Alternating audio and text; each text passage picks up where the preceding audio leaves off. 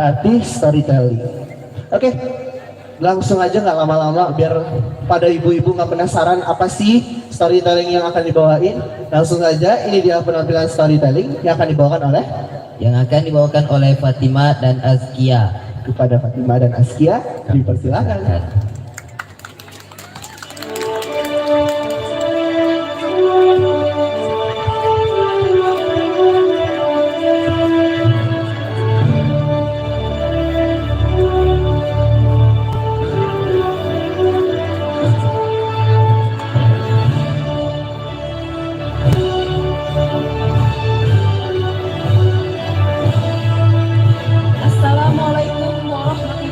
Wabarakatuh.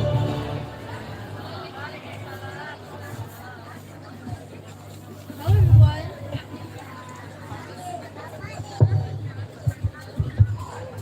Hello everyone. Hi, So my name is Askia and this is I'm Fatimah, and now we're standing here to tell you a story about an Indonesian folktale, Bawang Putih. and Bawang Merah.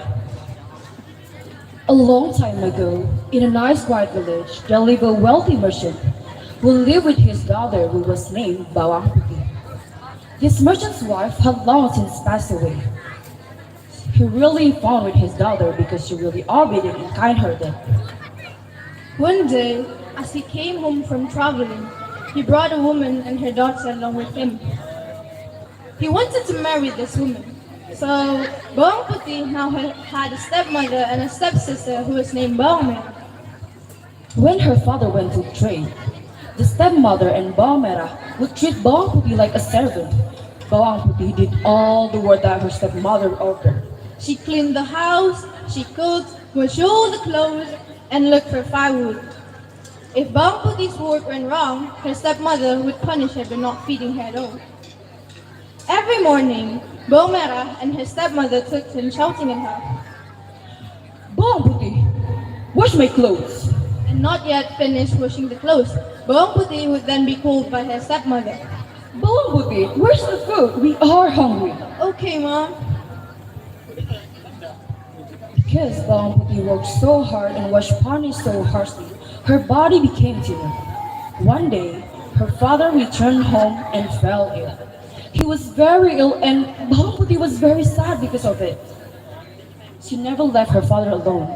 However, God decided differently. Her father died.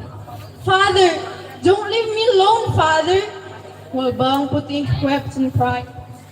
Her stepmother and Bawang Merah were excited because the property and the house of Bawang Putih's father now belonged to them. Look, Bawang Merah, he finally died. Yes, Mom, we'll be rich.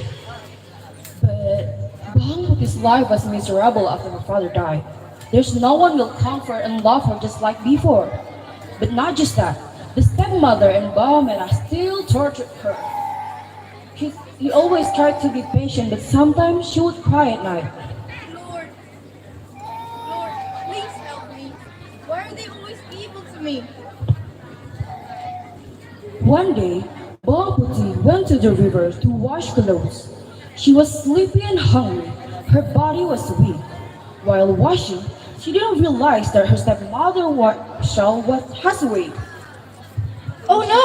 Mother's When she put all the clothes into the basket, she was surprised to find out that her stepmother's shawl had washed away. Oh no! Mother's favorite scarf is gone. What should I do now? I wouldn't go home. Mother will be mad at me. Finally, Bawang Putih decided to go back down the river to look for his stepmother's scarf. In the middle of the road, she met a farmer who was washing his cow. Excuse me, uncle. Did you see my mother's red scarf floating down the river? The farmer nodded and replied, Red shawl. Oh yeah, I saw it. It was taken by an old grandmother who was washing her shawl by the river. Her home is right up in the mountain. Bawang Putih immediately headed up the mountain. There, she found a wooden house. She knocked on the front door of the house. Excuse me, Grandma. Did you find my mother's red scarf? The grandma came out of the house and greeted Bawang Putih. Hi dear, let's go in. What is your name? My name is Bongputi, Grandma. The old lady will give them the shell with one condition, if Bamputi help her first. All day, she helped the grandma cook, look for firewood, wash all the clothes. For Bongputi, all this work was easy because she was so used to doing it. Finally, it was time for Bongputi to leave her home. Bamputi, this is the shell you are looking for. And oh, I want to give you a gift, a pumpkin for you. Choose which one you like. On the table, there were both small and large pumpkin. But Bamputi chose a small one because she also had to carry a clothes in the basket. I'll take the small one, Grandma. Okay, take this little pumpkin there. But remember, don't open the pumpkin until you get home, understand? Alright, Grandma, thank you so much. I'll do everything you said. Arriving at home, Bongputi was scolded by his stepmother and Bongmera. Bamputi, where have you been? How dare you go out without my permission? Forgive me, Mother. I was... Stop. Enough, Bamputi. We don't need your excuses. They continued to beat her. Then they saw the pumpkin brought by Bongputi. And what is that thing in your hand? Is that a pumpkin? Well, cook it now. We are starving because of you. Bongputi took the knife and split the pumpkin. What a surprise! The pumpkin was full of sparkling and expensive jewelry. Oh, where did you get the pumpkin? Bongputi then told them everything. Oh, Bamputi, you should have chosen a large, big pumpkin. It would have more jewel inside the pumpkin. Hearing the words of Bongmera, the stepmother finally got the idea. But wait, it looks like I have a great idea. The next day, the stepmother and Bongmera went to the river. They deliberately washed away the clothes. Then, secretly, they followed the field as it was washed away. Sure enough, the clothes was picked up by the old grandmother. The stepmother and Bamera followed the old grandmother who went up to the mountain. As they walked, Bamera complained about how far it was. I'm so tired, Mom.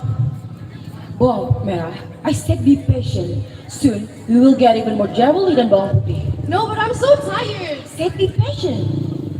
Arriving at the old grandmother's house, the stepmother and Bongmera knocked on the door. The old grandmother welcomed them warmly. Then, the stepmother and Bongmera pretended to be sad and asked for the scarf.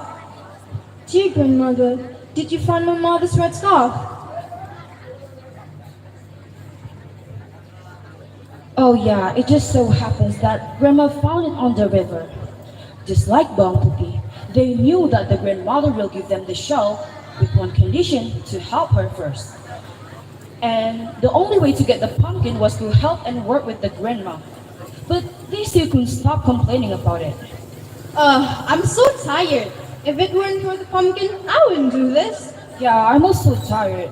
But however, hopefully there will even more jewelry than Bamputi. Finally, Bongmera and the stepmother finished their work at the old grandmother's house and said goodbye. The old grandmother gave the shawl to Bongmera and her mother. On the table, there were two pumpkins, one small and one large. Choose one pumpkin as a gift from me. And of course, the mother and Bongmera chose the largest pumpkin of them all. I'll take this big one, Grandma. Okay, take this one. But remember, don't open the pumpkin before you get home. Well, Grandma, I'll do everything you said. We'll go first then. But Bongmera and her stepmother was obedient with the rules made by the old grandmother. On the way, they split the big pumpkin. They were impatient to get their hands on jewelry inside. Mom, let's just open this pumpkin now. It's not like the old lady will know anyways. Yeah, I know, right? Let's just open it. I'm also curious. However, when they opened the pumpkin, they were surprised to find out that inside the pumpkin were venomous animals such as spiders, scorpions, centipedes, and snakes. They were both bitten by snakes. Oh, what is this? Where's the jewelry? What should we do, Mom? Oh, ow, it hurts. What should we do now? I got bitten. Because they are still in the middle of forest, no one came to help them. The stepmother and Bawang Merah died from the snake bite. Their greed brought them to disaster. Meanwhile, Bawang Puti lives happily ever after. The jewelry given by the old grandmother, making her rich. She continued her father's business and enjoyed the fruit of her obedience. The end. Wow, that's a really tragic story and such a great story, right? Yeah, that was a great story. So, Oh wait, before we tell you guys what is the moral of the story, does anyone know what is the moral of the story? Anyone? anyone Want to come here or no one? Okay then. Askia, what is the moral story of this story? Well, actually, in this story, there's a lot more that we can get from this story. One of them that, even though the stepmother and Bawang Merah treated Bawang Puti badly, Bawang Puti still treat them really kindly. You know? We really have to Yeah, we have to be treat patient. people with kindness, right? Yeah, just like Bawang Puti, that who are patient and honest like Bawang Puti will get a reward from God that are multiplied. Inshallah, right? Yeah, inshallah. Because she also such a great character in the Yeah, story. she's such a great character in this story. We always, we should have always been like Bawang Puti. Yeah, we should always be like Bawang Puti and not like her stepmother moment. Yeah, I know. Okay, I think that's all from us. Yeah, thank you so much for your guys' attention. Wassalamualaikum Wassalamualaikum warahmatullahi wabarakatuh.